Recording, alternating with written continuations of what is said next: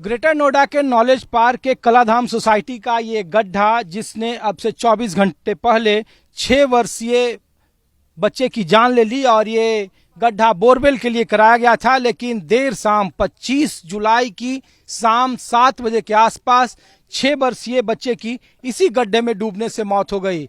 आपको ये गड्ढा देखकर याद आ रहा होगा कि बीते 16 जनवरी 2026 को जब युवराज मेहरा की इसी तरीके की एक पानी भरे गड्ढे में कार डूबने से मौत हो गई थी और काफी बखेड़ा हुआ था उसके बाद, और ग्रेटर जो नोएडा के सीईओ थे उन्हें हटा दिया गया था। काफी हंगामा हुआ था, पूरे देश में इस बात को लेकर चर्चा हुई थी कि अथॉरिटी जिस तरीके से काम करती है, जो उनकी जिम्मेवारी है, क्या वो जिम्मेवारी पूरा कर पा रहे हैं। तो मैं आपको तस्वीर इसलिए आपको दिखा रहा हूँ, एक्सक्लूसिव तस्वीर न्यूज 24 दिखा रहा है कि आखिर 25 जुलाई की शाम 7 बजे के आसपास ऐसा क्या हुआ होगा और क्या परिस्थितियां रही होगी कि 6 वर्षीय बच्चे की जान चली गई।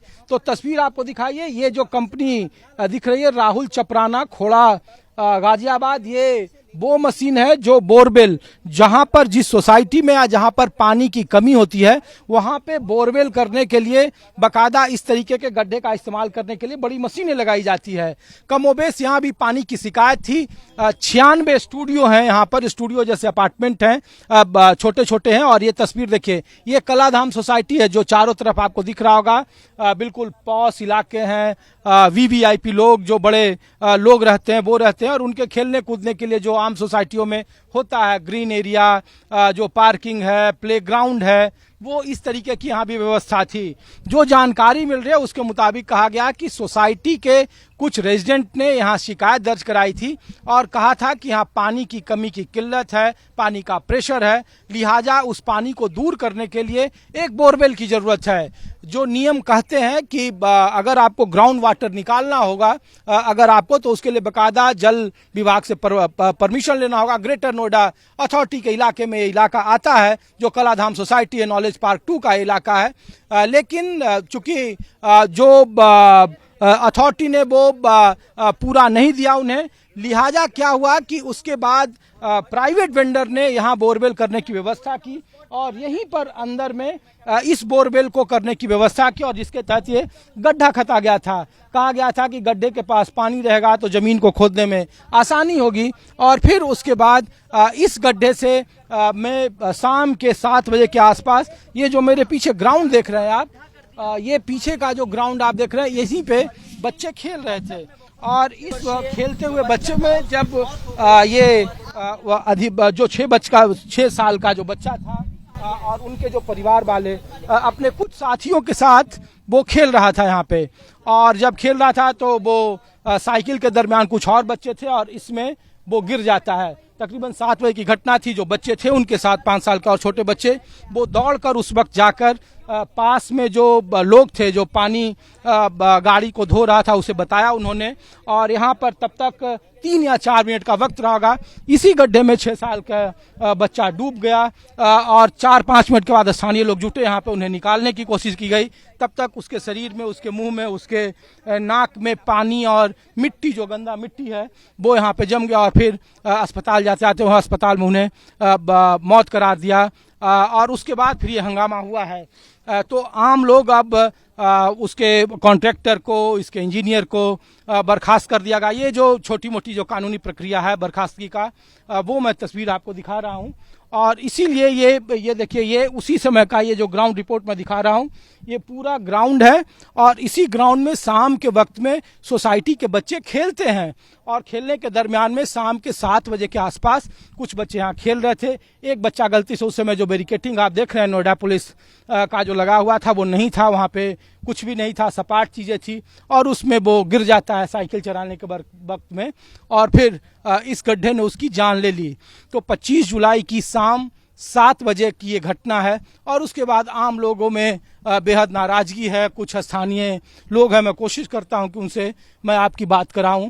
तो ये मैं आपको ग्राउंड रिपोर्ट दिखा रहा हूं, ये तस्वीर दिखा रहा हूं, और इसी इसी गड्ढे ने बच्चे की जान ली, और कई तरह के सवाल उठ रहे हैं। युवराज मेहता का केस लोगों को याद आ रहा है, सेक्टर 150 में। जब उनकी कार डूबने से मौत हो गई थी। और अब फिर महज 6 महीने का वक्त बीता होगा या 5 महीने का, जब आप इस तरीके के जुलाई में ये घटनाएं आ गई है और एक 6 वर्षीय मासूम को जान से हाथ धोना पड़ा और सिस्टम पर एक बार फिर सवाल या निशान खड़े हो रहे हैं। मुझे सच में नहीं पता है, क्योंकि मैं खुद सुबह से निकलती हूँ, शाम को आती हूँ, जॉब में रहती हूँ, मुझे नहीं पता। लोग जो कह रहे थे कि पानी की लोगों ने शिकायतें की थी, तो सच में नहीं पता मुझे। सच में नहीं पता। तो ये खेलने का जगह सिर्फ यही है बच्चों का? नहीं, हाँ और भी जगह है खेलने में, लेकिन पता मुझे नहीं पता है, मुझे आइडिया ही नहीं है कुछ भी। घटना के वक्त आप लोग? नहीं, अच्छा, नहीं थे।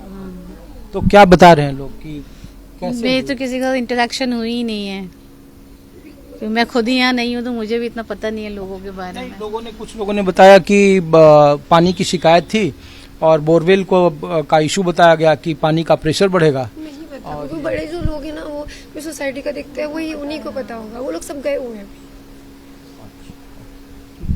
कौन सा मॉर्चरी में गए लोग? ये मोक्षधाम में। मुझे नहीं पता। पहले सूचना दिया होगा ना लोगों ने? 7 बजे क्या? मुझे जब मालूम पड़ा, बच्चे को रख करके गाड़ी में जब बाहर ले गए हॉस्पिटल, जब मुझे मालूम पड़ा था। सोसाइटी में प्लेग्राउंड वगैरह तो होगा ना, बच्चे वहीं पर खेलते हैं क्या?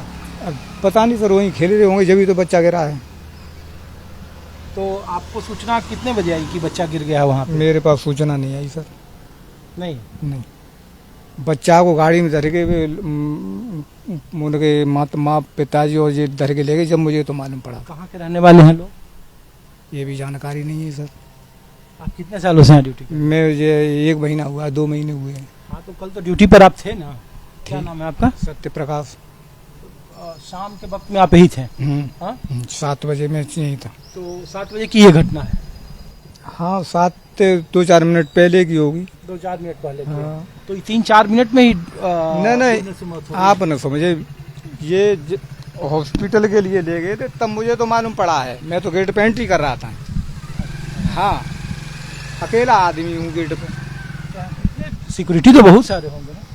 कहाँ? यहाँ नहीं। कितने लोग रहते हैं इस सोसाइटी में? इसमें 96 तक फ्लैट हैं। 96 सब स्टूडियो है? हाँ जी। अपने सहयोगी रफीक के साथ ऋषिकेश कुमार, न्यूज़ 24, नोएडा।